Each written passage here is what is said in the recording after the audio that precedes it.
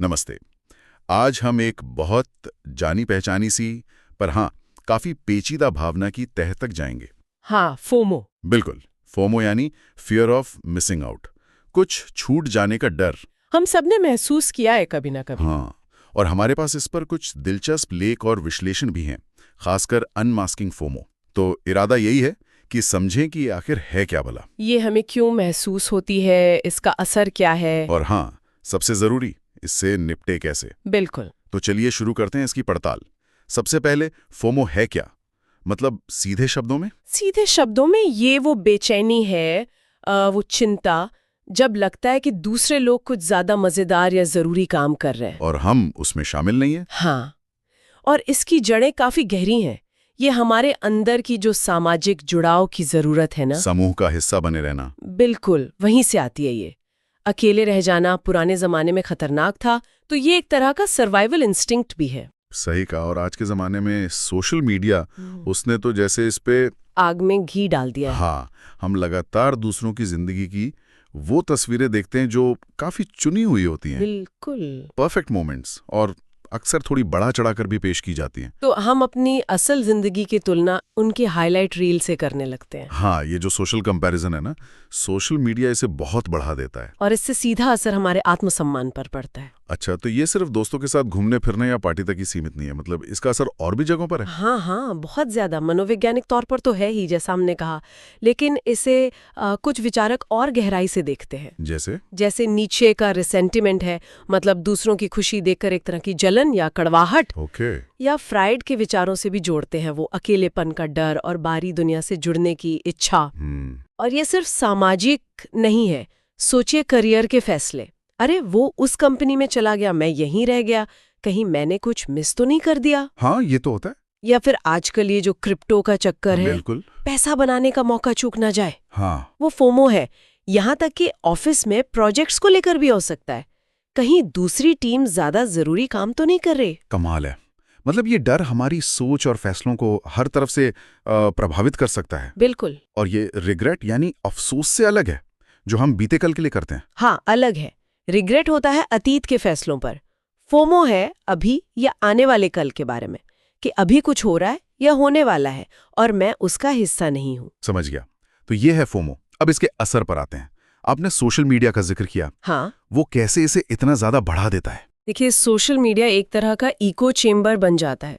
हमें लगातार दूसरों की अच्छी चीजें ही दिखती हैं, उनकी छुट्टियां, उनकी सफलताएं, उनकी खुशियां। हाँ, और जैसा मैंने कहा, हम अपनी पर्दे के पीछे की असलियत की तुलना उनकी पिक्चर परफेक्ट हाईलाइट रील से करने लगते हैं। और नतीजा चिंता, तनाव, कम आत्मसम्मान, कभी कभी उदासी और अपराध बोध भी, कि मैं क्यों नहीं कर पा रहा ये सब। हाँ, कुछ लोगों में तो पेट में अजीब सा लगना या सिरदर्द जैसे शारीरिक लक्षण भी दिखते हैं। और ये हमारे फैसले लेने की क्षमता पर भी असर डालता है ना? मतलब हम शायद वो करने लगते हैं जो सब कर रहे हैं। बिल्कुल।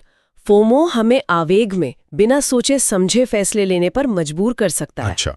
हाँ, लोग अपने जरूरी काम, अपने लक्ष्य, अपने मूल्य, उनको पीछे छोड़कर हर चीज में शामिल होने की कोशिश करने लगते हैं। और ये एक और चीज को जन्म दे सकता है, एफओबीओ।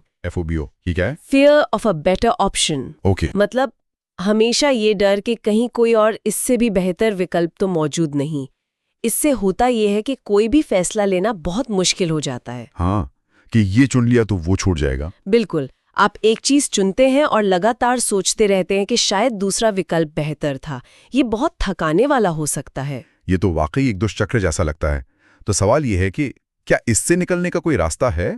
इसे काबू में कर सकते हैं? हाँ हाँ, बिल्कुल, इसे संभाला जा सकता है। मुश्किल है पर नामुमकिन नहीं। तो कैसे? एक तरीका जो आजकल काफी पॉपुलर हो रहा है, वो है JOMO। JOMO, Joy of missing out. हाँ, जॉय ऑफ मिसिंग आउट, मतलब जानबूझकर चीजों से बाहर रहना और उसमें खुशी ढूंढना। अपनी मौजूदा स्थिति में, अपने अकेलेपन में, या जो भी आप कर रहे हैं उसमें संतोष खोजना। मतलब शोर से थोड़ा दूर हटना। हाँ, डिजिटल दुनिया के लगातार शोर से थोड़ा ब्रेक लेना। सुनने में तो अच्छा लग रहा है जोमो, पर इसे असलियत में कैसे करें? और क्या तरीके हैं? सबसे पहला और जरूरी कदम है आत्म जागरूकता।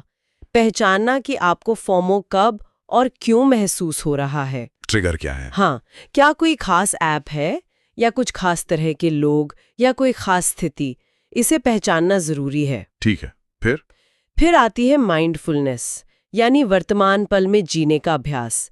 जब फोमो महसूस हो तो रुककर अपनी सांसों पर ध्यान देना, अपने आसपास की चीजों पर ध्यान देना। और सोशल मीडिया, उसका क्या करें? उसके साथ सीमा बनाना बहुत जरूरी है, जैसे दिन में कितना समय देंगे ये तय करना। नोटिफिकेशंस बंद करना शायद। बिल्कुल, नोटिफिकेशंस बंद करना, अपनी फीड को थोड़ा सोच समझ कर बनाना, उन लोगों या पेजों को अनफॉलो करना जो आपको लगातार बुरा महसूस कराते हैं। और सबसे जरूरी बात ये याद रखना कि ऑनलाइन जो दिखता है वो अक्सर पूरी कहानी नहीं होती, वो सिर्फ एक छोटा सा एडिटेड हिस्सा होता है। ये तो हुए बाहरी कदम। अंदरूनी तौर पर अपनी सोच में क्या बदलाव ला सकते हैं? सबसे जरूरी है अपना फोकस बदलना। दूसरों की जिंदगी पर नजर रखने के बजाय अपना ध्यान अपने लक्ष्यों, अपने मूल्यों और अपने वास्तविक जीवन के अनुभवों पर लाना। मतलब अपनी प्लेट में क्या है उस पर ध्यान देना। बिल्कुल, उन चीजों की लिस्ट बनाइए जिनके लिए आप शुक्रगुजार हैं। कृतज्ञता का अभ्यास फोमो की भावना को बहुत कम करता है। और रिश्तों का क्या? वास्तविक जीवन में लोगों से मिलें, गहरी सार्थक बातचीत करें, वो ऑनलाइन कनेक्शन से कहीं ज्यादा संतोष देती है। हाँ, ये तो है। और एक और बात, सोच समझकर अपनी प्राथमिकताओं के आधार पर हाँ या ना कहना सीखें। हर चीज के पीछे भागने की जरूरत नहीं है।